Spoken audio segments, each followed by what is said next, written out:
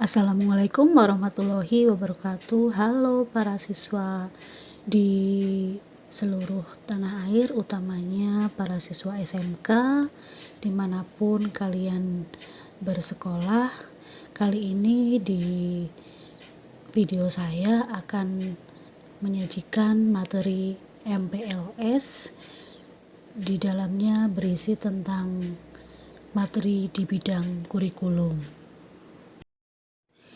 Di bidang kurikulum yang membidangi bagian tersebut di bawah Waka Kurikulum yaitu Bapak Indra Isprianto Sarjana Teknik, kemudian di bawahnya ada staf urusan pelaksanaan PBM, staf urusan perencanaan PBM, dan juga staf urusan data elektronik dan dokumen. Di sini kami akan menjelaskan dari segi pengorganisasian pembelajaran yang meliputi ada intrakurikuler, ada kokurikuler, dan juga ada ekstrakurikuler. Intrakurikuler berisi muatan atau mata pelajaran dan muatan tambahan lainnya. Jika ada muatan lokal di sekolah kami, mata pelajarannya ada mata pelajaran umum tentunya dan mata pelajaran kejuruan. Kemudian muatan lokal di sekolah kami adalah bahasa Jawa. Kemudian praktik kerja lapangan di sekolah kami dilaksanakan biasanya ketika para siswa mau naik ke tingkat 12. Pengorganisasian pembelajaran yang kedua adalah kokurikuler, di mana di sini akan diisi dengan proyek penguatan profil pelajar Pancasila.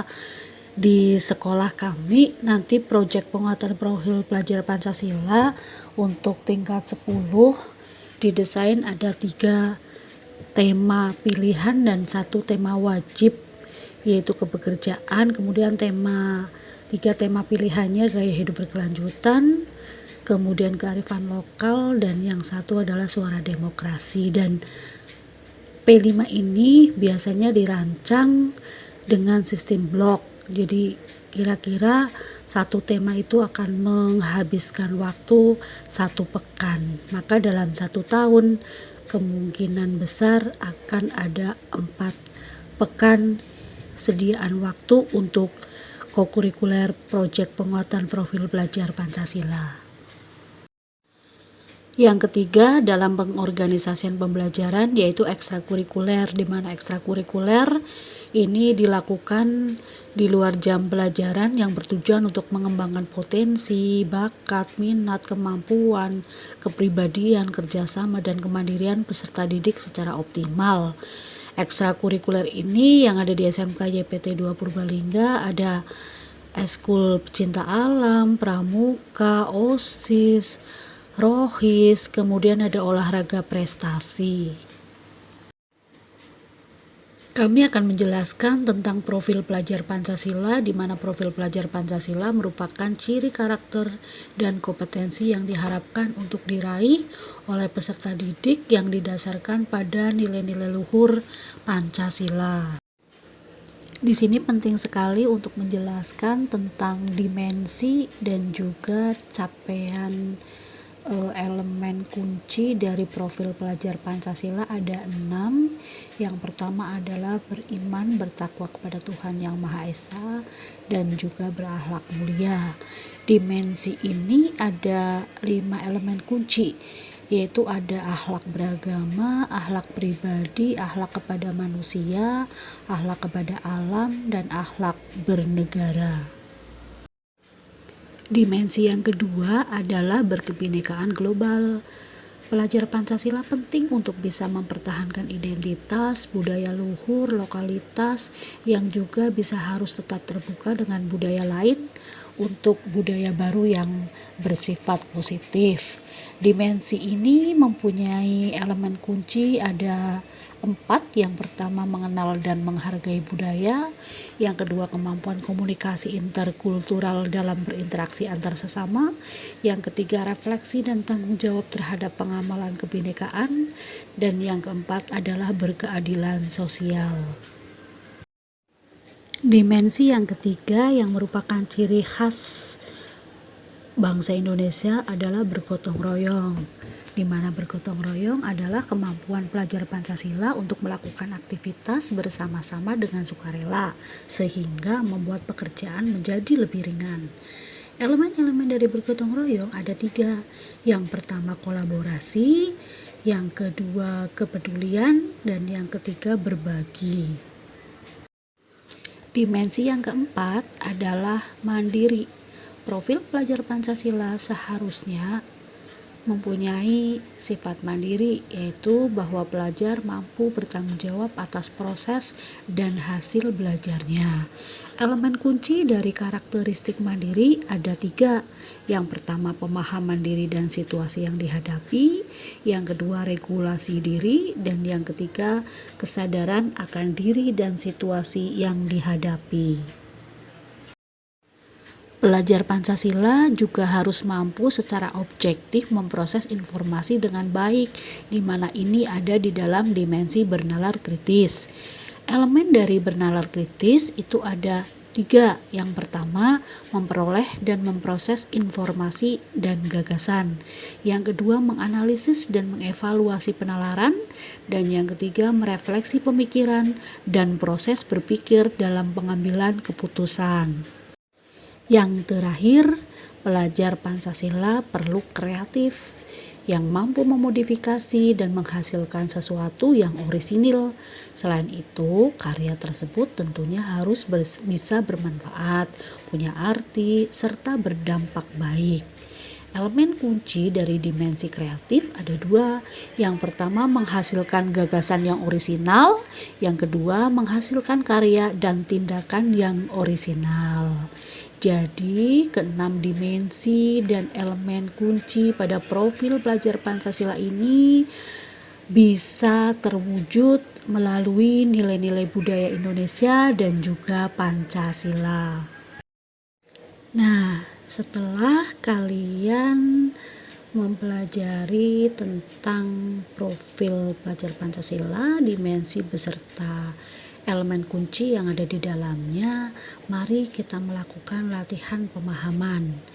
Yang pertama, pahami salah satu dimensi dalam profil pelajar Pancasila, yaitu dimensi bernalar kritis.